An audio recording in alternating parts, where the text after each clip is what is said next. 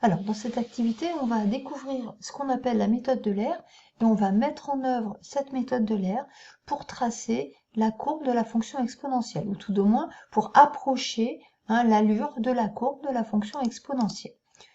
Alors, pour faire ça, on va avoir d'abord besoin de la notion d'approximation affine. Donc, approximation affine, ça veut dire qu'on va chercher à avoir des valeurs approchées d'image d'une fonction. Donc, je considère une fonction f définie dérivable sur r. Et est-ce que vous vous rappelez de ce qu'est le nombre dérivé de f en petit a? Donc, si vous ne vous souvenez plus, allez relire dans votre cours dérivation au point de vue local pour retrouver la définition de f' de a, parce que ça va être notre point de départ. Donc, si vous avez regardé donc, la définition, vous avez dû retrouver qu'f' de a, c'était la limite de f de a plus h moins f de a sur h, quand h tend vers 0. Et donc, puisque c'est la limite, ça veut dire que quand h est très proche de 0, f' de a et f de a plus h moins f de a sur h sont pas très loin l'un de l'autre. Autrement dit, on peut en déduire que quand h est proche de 0, f de a plus h moins f de a sur h est environ égal à f' de a. Et donc, grâce à cette égalité, on va chercher f de a plus h. Donc, dans cette égalité, on va isoler f de a plus h. Donc, je vous laisse sur votre papier, votre feuille, chercher ça. Donc, vous isolez f de a plus h. Donc, la technique, c'est vous multipliez des deux côtés par h. Et ensuite, vous faites passer f de a dans le membre de droite. Donc, quand vous avez fait ça, eh bien, vous avez dû obtenir f de a plus h environ égal à f' de a fois h plus f de a. Et donc, cette égalité va nous permettre de trouver des valeurs approchées de f de a plus h, c'est-à-dire de nombres qui sont proches de petit a étant fixé. Et cette égalité, c'est ce que l'on appelle une approximation affine de f au voisinage de a. Donc, je reviendrai sur le vocabulaire affine tout à l'heure. Alors, on va quand même prendre un exemple. Prenons la fonction cube, f de x égale x au cube. Alors, c'est vrai qu'ici, on a une formule, on a nos calculatrices, donc la notion d'approximation affine est juste là pour illustrer, mais elle n'est pas nécessaire pour calculer nos images. Alors, on va se placer, donc, pour trouver notre approximation affine, on a besoin de la dérivée. Donc, f' de x égale 3x carré, et là, je vais chercher une valeur approchée de 2,1 au cube, c'est-à-dire d'un nombre proche de 2. Donc, 2,1 est proche de 2, c'est-à-dire que c'est 2 plus 0,1. On a un h qui vaut 0,1. Toujours pour mettre en œuvre notre égalité, on a besoin de f de 2, qui fait 8, grâce à la formule, et de f' de 2, qui fait 12, puisque 3 fois 2 au carré, ça fait 12. Et donc, l'approximation affine, ici, va s'adapter en donnant f de 2 plus h, environ égal à f' de 2 fois h, plus f de 2.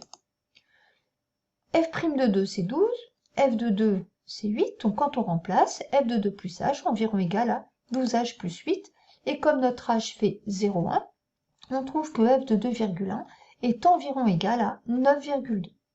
Alors, si on le faisait à la calculatrice, on trouve 9,261 comme valeur exacte, donc on voit qu'en fait, au 6 centièmes près, on est quand même assez proche de la vraie valeur.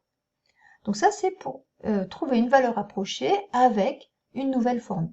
Alors maintenant, quand même, avant de passer à la méthode de l'aire, on va regarder sur un graphique de quoi il s'agit. Alors, j'ai retracé la courbe de la fonction cube, j'ai mis en évidence le point de coordonnées 2, 8, puisqu'on est au voisinage de 2, 2,1 c'est proche de 2, et on va regarder un petit peu à la loupe ce qui se passe justement autour de ce point.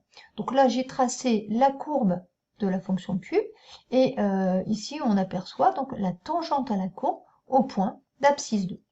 Alors, quand on fait un zoom autour de ce point, le point qui était en rouge tout à l'heure, c'est celui-ci, et donc, en fait, on s'aperçoit que la valeur exacte, donc qu'on a trouvée à la calculatrice, 9,261, eh bien, correspond au point noir, c'est le point qui est sur la courbe de la fonction cube. En rouge, c'était la tangente. Et donc, si j'utilise la tangente et non pas la courbe, comme image, je vais trouver 9,2. On trouve une bonne valeur, justement parce que vous vous rappelez qu'une tangente est toujours proche de sa courbe, à condition évidemment qu'on s'éloigne pas trop du nombre 2. Voilà. Donc maintenant, on va pouvoir parler de la méthode de l'aire. Alors, on va revenir à la fonction f qui nous intéresse, qui est définie de manière très particulière. Hein, c'est la première fois qu'on rencontre ça. On n'a pas de formule, pour calculer nos images. On en connaît une quand même. On sait que l'image de 0, c'est 1. Et l'autre information que l'on a, c'est qu'elle est égale à sa dérivée. f' est égale à f. Et avec ces deux informations, plus les approximations affines qu'on vient de découvrir, eh bien on va pouvoir trouver des images de cette fonction sur l'intervalle 0,2. Donc on va couper notre intervalle 0,2 en 20 petits intervalles réguliers, et je vais appeler h le pas de la division. Donc comme je divise l'intervalle 0,2 en 20, mon petit pas est fait 0,1. C'est-à-dire concrètement que sur l'axe des abscisses, eh bien je vais chercher les images de 0,1, 0,2, 0,3, etc. jusqu'à 2. Donc là, pour l'instant, j'ai placé le point de coordonnées 0,1, puisque c'est la seule image que j'ai. Donc, on va reprendre les approximations affines de tout à l'heure, à savoir la formule f de a plus h environ égale à f' de a fois h plus f de a. Et on va regarder ce qui se passe avec cette fonction. Alors, la seule information que l'on a exploitable ici, pour l'instant, c'est le fait qu'f' est égal à a. Et comme f' est égal à a, ça veut dire que le f' de a qui est là, eh bien, il est égal au f de a.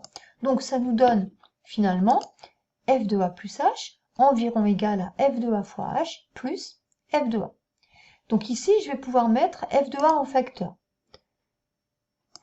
Alors, quand je mets f de a en facteur, je vais avoir f de a facteur de 0,1 plus 1. Donc le 1 qui vient ici, c'est le 1 parce que f de a, c'est 1 f de a. Et donc, en calculant 0,1 plus 1, finalement, on trouve f de a plus 0,1 environ égal à 1,1 fois f de a. Donc ça veut dire, et c'est ce qu'on va faire, que, par exemple, si je veux calculer f de 0,2, donc f de 0,2, a égale 0,1, donc f de 0,2, ça sera environ 1,1 fois f de 0,1.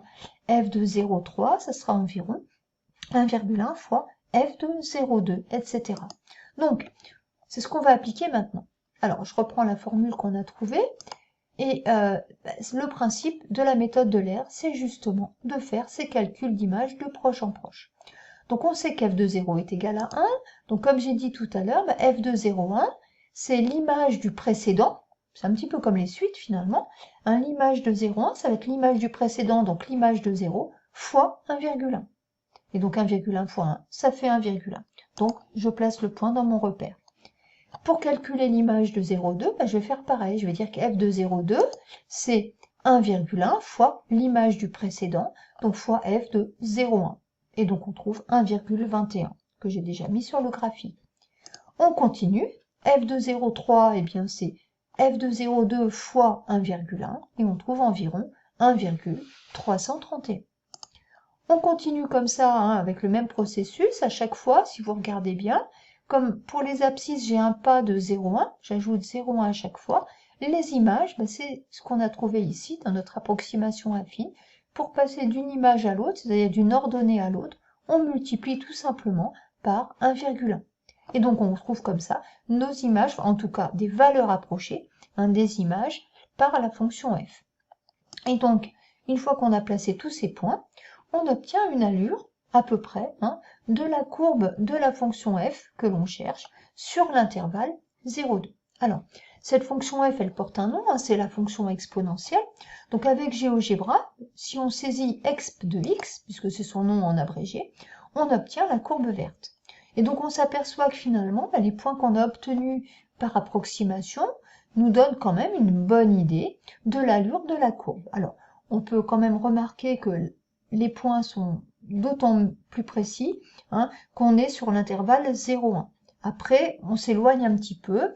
Alors, on aurait pu faire un tracé plus précis en prenant un pas beaucoup plus fin, c'est-à-dire au lieu de prendre 0,1 pour nos abscisses, on aurait pu prendre 0,01. Donc, on aurait eu le même principe.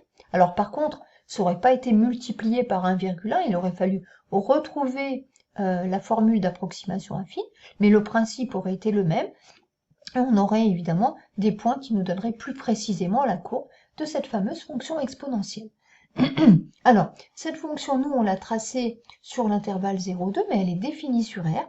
Et donc, grâce à GeoGebra, on peut avoir sa courbe, et donc on obtient une allure de courbe de ce type-là. Donc on voit que c'est une courbe, donc on pressent, hein, on en reparlera tout à l'heure dans le cours, mais on pressent qu'on a donc une fonction qui est croissante sur R, et même on voit qu'elle augmente très vite, très fortement.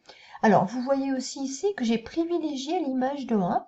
L'image de 1, donc c'est exponentielle de 1, puisque ma fonction s'appelle exp, et cette exponentielle de 1, on a pour habitude de l'appeler E, et ça vous y reviendrez dans le cours.